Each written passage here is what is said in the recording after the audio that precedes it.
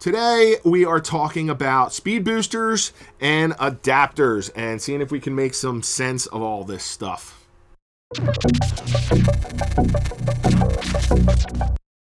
Hi, I'm Vin. Welcome to Colorfield Media.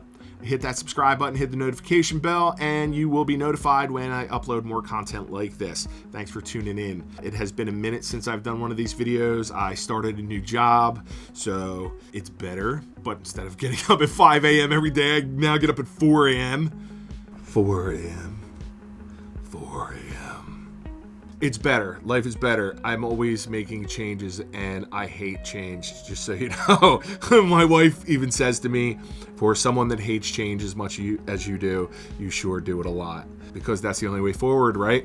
Okay, so today I'm going to talk to you about speed boosters and adapters.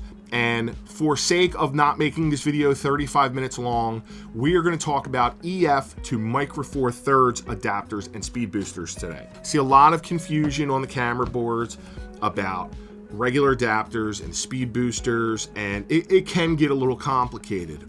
First, what's the difference between speed booster and a regular adapter? For example, this is the 0.71 times speed booster from Metabones. Okay, there's another one out there by Viltrox. I have them both. There will be people that swear the Viltrox is just as good as the Metabones. It is not. You can make it work for you at a cheaper rate, but the build quality on the Metabones is better, and I didn't run into the infinity focus issues that I ran into with the Viltrox. And yes, I know that you can adjust the glass element counterclockwise or clockwise and get your infinity focus, but then it screws it up for other lenses. Okay, I've had it, I know. This Metabones does not present those problems as often, I should say. The Metabones speed booster has a piece of glass in it. It gives you more light and it gives you a wider field of view if you're adapting EF lenses to a Micro Four Thirds system. Typically, Micro Four Thirds sensors have a ×2 crop. So a 24-105 would have the starting millimeter of 48. So it's 24 × 2, okay? And this is where it can get confusing, except on like the Blackmagic 4K, which is a 1.9 times crop, like the GH5S.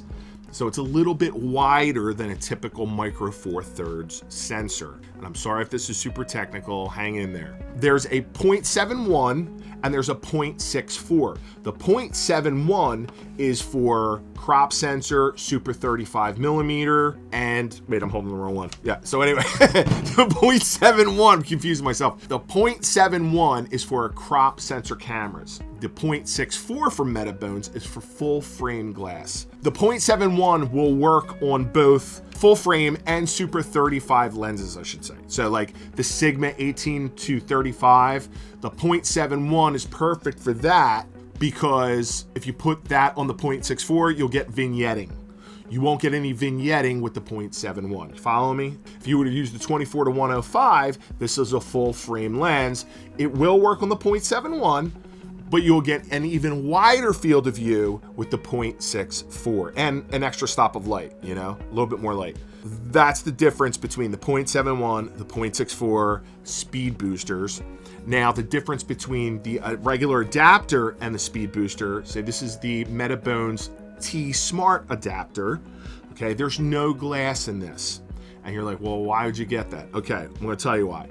Certain lenses by Canon, EFS primarily, they have this piece of plastic that comes out the back.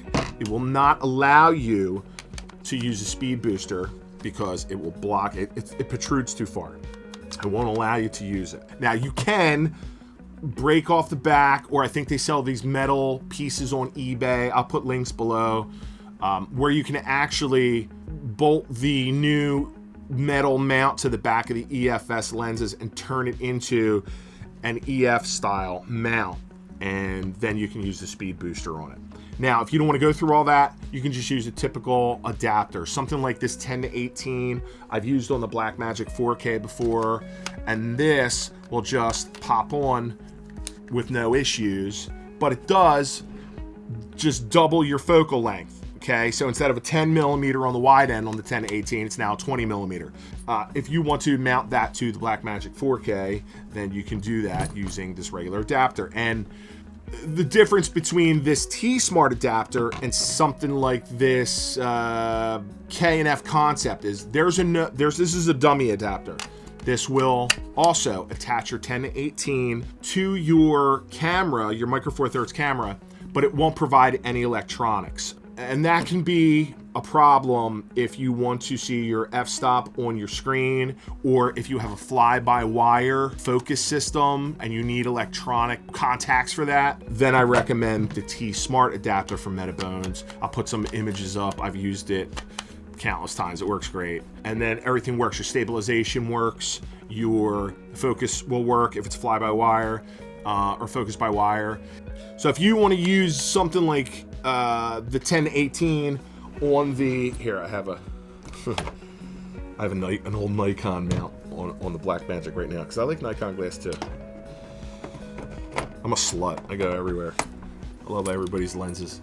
Now I have it adjusted and attached to the Blackmagic 4K via this smart adapter, so now I can see my f-stop and everything else on the back of the screen.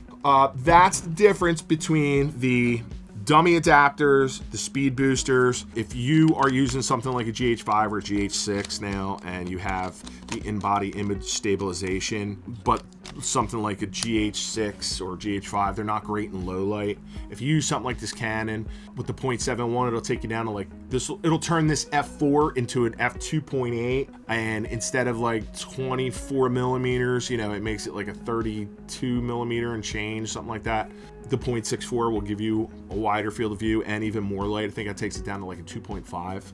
So thanks for tuning in. Hit the subscribe button, hit the notification bell. If you have any comments, I always trip myself up when I say, if you have any comments, leave them in the comments.